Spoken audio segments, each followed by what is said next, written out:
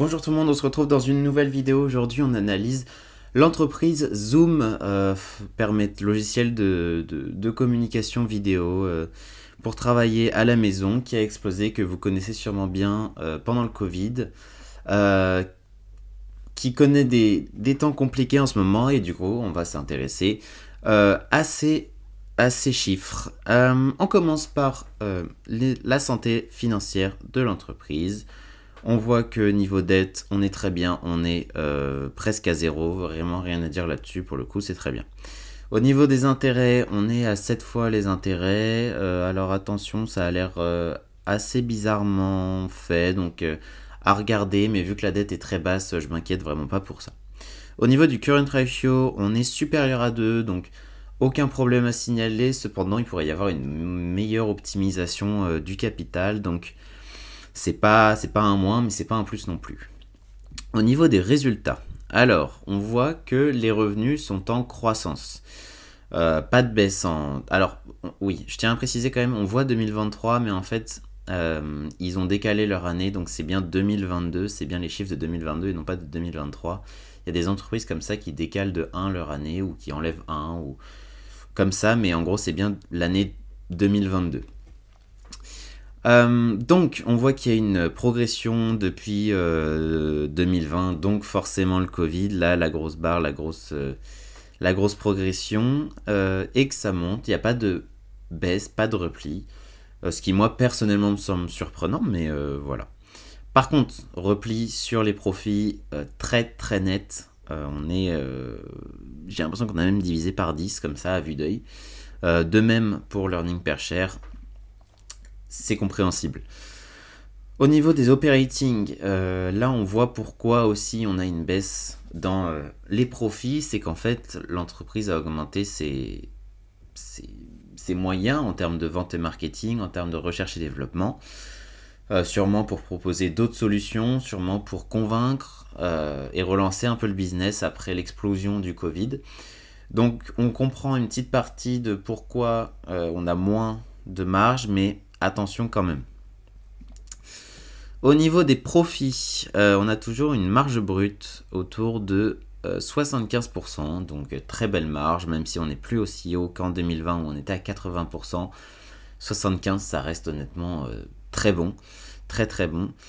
Au niveau de 15%, bon bah là c'est pareil, très irrégulier, on sent bien qu'il y a eu le Covid qui est passé, en fait c'est vraiment une entreprise qui a fait son business, son explosion là-dessus. Maintenant il reste à savoir, et ça c'est pas en lisant des chiffres qu'on pourra en être sûr et tirer des conclusions, c'est si l'entreprise va réussir à se renouveler.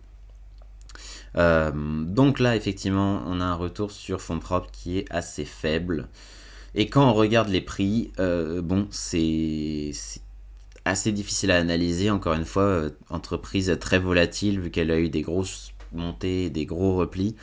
Donc c'est difficilement analysable. On voit que les dernières données en prix par vente étaient à 5, ce qui est pas énorme, mais en même temps, bon, c'est dans la moyenne, quoi, j'ai envie de dire. Prix par free cash flow 19. Et alors là, les prix par profit sont illisible, ça descend, ça monte, ça descend. Donc on va pas trop s'attarder sur les prix ici, surtout qu'ils sont pas d'actualité, ils remontent à la fin de 2022, donc on va pas trop regarder les prix ici. Au niveau des cash flows, alors ça assez problématique, c'est qu'en fait ils payent beaucoup en stock-based compensation. Donc on a 1200. Hop, si on revient au résultat, 1200 comparé au revenu, c'est pas énorme, mais 1200 comparé au net income, au profit, c'est énorme. Donc il faut faire attention à ça, à la dilution du capital. Même si ça leur permet d'avoir beaucoup de cash, c'est quand même pas top quand on est investisseur. Au niveau des cash flows, pas mal de financement, pas mal d'investissement, donc il y a en 2021-2022 pour eux, à voir quelles acquisitions sûrement ils ont faites, ce qu'ils ont fait de leur argent et comment ils comptent relancer l'entreprise. Encore une fois, en fait, sur ce genre d'entreprise, les chiffres ne vont pas en dire beaucoup parce qu'on a besoin de relancer le business. Là où ça aurait pu être intéressant si on avait vu une grosse dette, si on avait vu vraiment des résultats qui descendent et qu'on n'aurait même pas pris le temps d'analyser l'entreprise, le business, parce qu'on savait que de toute façon c'était en perdition. Là, on voit que les revenus sont toujours en train de monter, d'ailleurs à ma grande surprise. Donc, ça laisse la place à l'analyse de l'entreprise si vous voulez regarder les bilans, le bilan, les états financiers, tout ça. Mais derrière, c'est vrai que c'est assez compliqué. On ne peut pas tirer de conclusion, en tout cas, pas de perspective avec ça. On va regarder un petit article et le prix. Donc effectivement, l'explosion du Covid, on la retrouve bien ici. Mais depuis, on a eu un repli de 87%. C'est énorme. L'entreprise reste cotée à 20 milliards, donc c'est pas un petit business. Un PE ratio à 730, attention à ça, ça ne veut rien dire. Regardez la vidéo que j'ai faite sur les PER, mais le PER de 730 qui est ici ne veut absolument rien dire et n'est pas significatif, surtout en fonction de l'operating qu'on a vu juste avant. Hop, je vous remontre. Voilà, en fait, on est sur une entreprise qui essaye de se reconstruire, donc forcément on n'a pas de marge. Le but c'est pas d'avoir des marges et de donner du profit aux investisseurs, c'est vraiment de rebondir, de se réorienter et de retrouver de la croissance.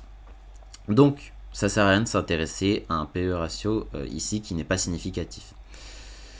Au niveau du point presse, on voit que ils ont beaucoup de cash d'après The Motley Fool et que la croissance pourrait s'accélérer à la fin de 2023. Donc encore une fois, de mon point de vue assez surprenant, surtout que c'est un milieu qui maintenant ne semble plus avoir... qui est assez abordable finalement. On sait que Teams par exemple, Microsoft fait de la visioconférence aussi. Enfin, c'est pas quelque chose qui est inabordable, ils n'ont pas de fossé concurrentiel, et c'est là où je trouve que c'est assez difficile de relancer le business. Mais je n'ai pas analysé l'entreprise, je n'ai pas analysé leur stratégie, donc je n'en sais pas plus. Donc, comme quoi, les analyses prévoient une montée des sales, des ventes. Je sais pas où est-ce qu'on peut voir ça. Hop. Voilà, solid start, donc les